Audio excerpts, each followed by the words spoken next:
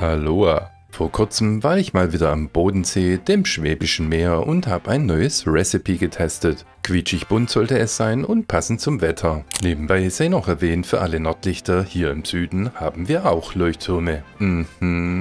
Bei meiner Suche auf Fuji X Weekly bin ich dann schließlich auf CineStill 400D gestoßen. Auf Fuji X Weekly findet man genau zwei Versionen des 400D. Beide sind für eine Vielzahl von Kameras bzw. Sensorgenerationen geeignet und in meinem Fall auch für die X-T5.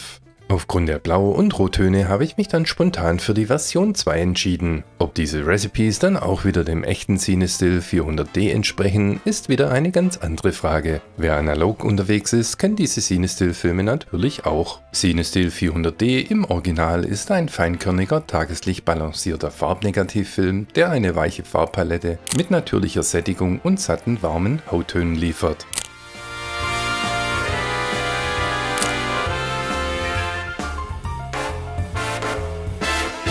Unterwegs war ich wie immer mit der X-T5 und dieses Mal mit dem 33er f1.4. Zumindest die meiste Zeit, und ich kann nur sagen, ein absoluter Traum. Das Interessanteste für mich bei diesen Recipes ist ja immer, wie dieser Look zustande kommt. Die Farbgebung wird wie bei fast allen Recipes durch den Weißabgleich bestimmt und natürlich auch durch die zugrunde liegende Filmsimulation. Im Gegensatz zu vielen anderen Recipes ist die zugrunde liegende Filmsimulation dieses Mal ASTIA. Als Weißabgleich nutzt das Recipe Neonlicht 1 und stellt so die durchgängige Farbtemperatur auf 5300 Kelvin. Bei der anschließenden Verschiebung des Weißabgleichs werden die Rottöne sogar noch etwas zurückgenommen, aber die Blautöne natürlich gepusht. Damit das Ganze noch mehr poppt, wird die Farbe auch noch um 2 nach oben korrigiert. Wem das Ganze nicht ganz so gut gefällt, der kann das Ganze ja auch noch nach seinen Wünschen anpassen.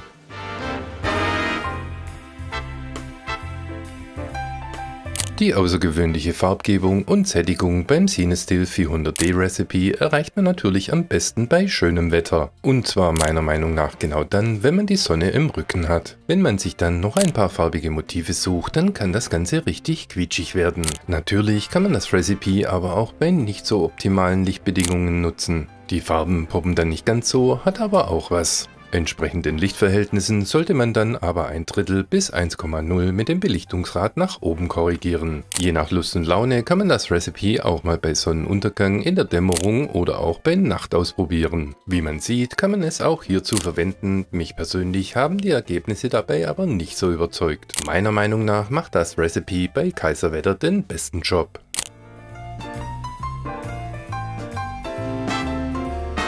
Kommen wir jetzt noch zu ein paar Anpassungen, die man eigentlich bei jedem Recipe überdenken kann. Zum einen hätten wir da die Dynamic Range Einstellungen. Für das CineStill 400D ist DR200 vorgegeben. Damit wären wir dann aber auch schon mal bei einem Basis-ISO von 250. Bei DR400 wäre der Base-ISO dann schon bei 500. Was man ebenfalls überdenken kann, ist der Körnungsgrad. Wer die Körnung nicht mag, kann natürlich die Aufnahmen auch ohne Körnung machen oder beispielsweise später in Lightroom dann hinzufügen. Zumindest muss man sich so nicht ärgern, wenn einem später mal die Körnung nicht mehr gefällt.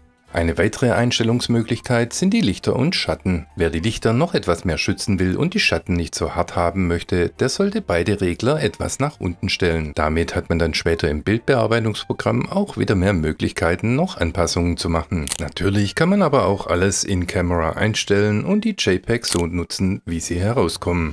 Jeder ganz so, wie er möchte. Wer das Recipe gerne an älteren Bildern testen möchte, der kann das natürlich auch mit dem Fuji X-RAW Studio machen. Hierzu hatte ich ja auch schon mal ein Video gemacht. Oder zwei. Allerdings geht das nur bei RAW-Dateien und die Kamera, mit der man die Bilder gemacht hat, muss an den Rechner per USB angeschlossen sein und eingeschalten sein. Um das Ganze mit dem Fuji X-RAW Studio an älteren Aufnahmen zu testen, müsst ihr zuvor natürlich das CineStill Recipe auf der Kamera eingestellt haben. Einige Einstellungen, wie beispielsweise die Bereichspriorität oder die Dynamic Range, kann man in Fuji X-RAW Studio nicht ändern. Was jetzt kein Beinbruch ist, aber so bekommt man zumindest einen Eindruck, wie das Recipe wirken könnte.